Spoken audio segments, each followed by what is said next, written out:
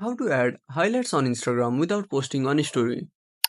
Hi everyone, this is Max. I hope you are doing great, so let's start without wasting time.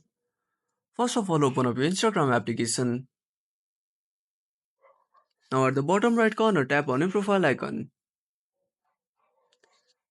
Now next to thread icon, tap on the plus icon. Now select story highlight. Now select the post you want to upload.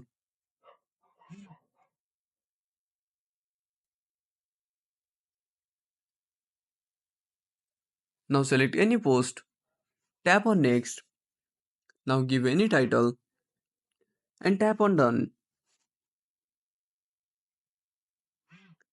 So that's it. If you found this video helpful, smash that like button and subscribe our channel for more awesome content. Have a burning question or want to suggest a topic? Drop down a comment below. This is Max signing off until next time.